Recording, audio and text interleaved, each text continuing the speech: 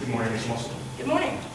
Now, under direct examination, you talked a lot about the process Jordan Ryder went through during his rehabilitation process. Yes. I'll ask you a few questions about that.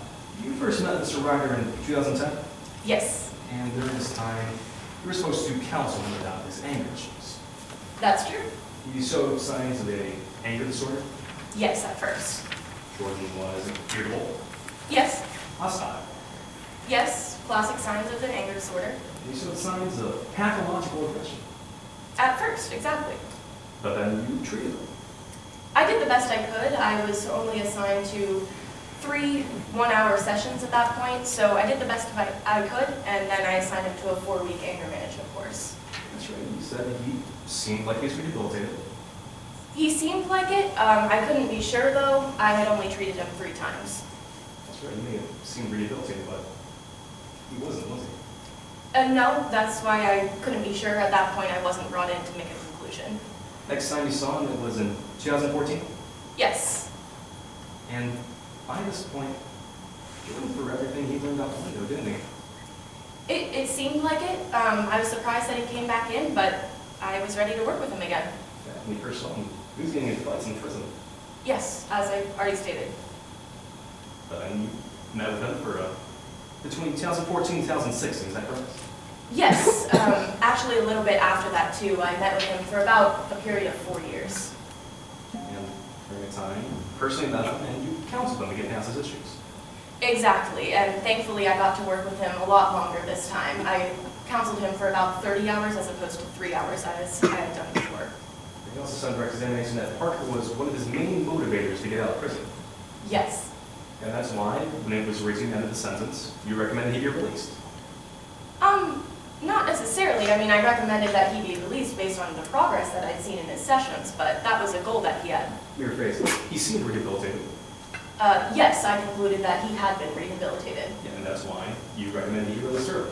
Exactly. Because you wanted to see Parker so much.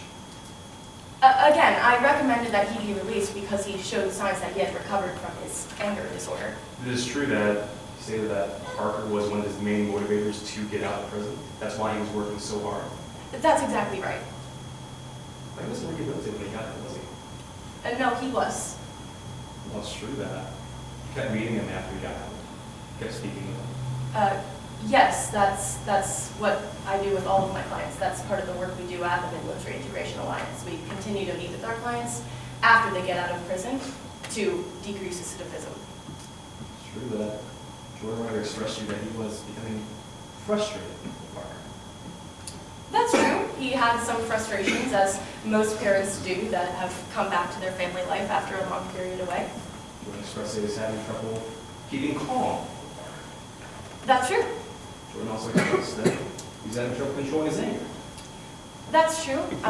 Again, he was saying all of these things during our sessions, expressing his frustrations verbally, exactly as I had instructed him to do.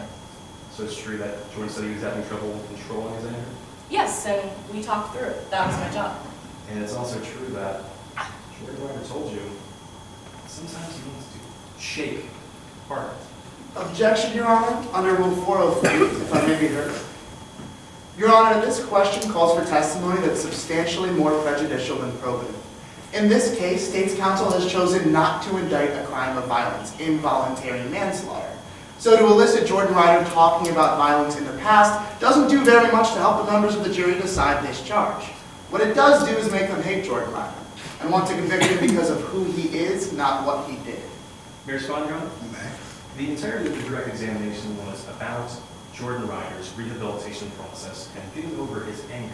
So by examining him on that basis, they opened the back door to examining the extent of Jordan Ryder's rehabilitation.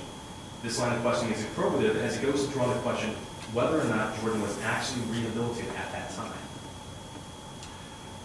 Well, I appreciate counsel's concern and advocacy for your client, but I do think the door, whether it be front and back side, have been open sufficiently. I'm going to allow this on cross-examination, and I'll count on counsel during their closing arguments to guide what portions of this may be more effective when it comes to the charges before the jury. Yes, Your Honor. So Jordan said he wanted to reach out and shake Parker? He did at one point, and that was a perfect example of him expressing his anger verbally as opposed to physically, which is exactly what I encouraged him to do.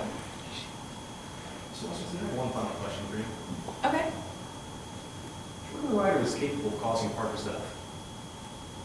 As is anyone. Thank you. No further questions.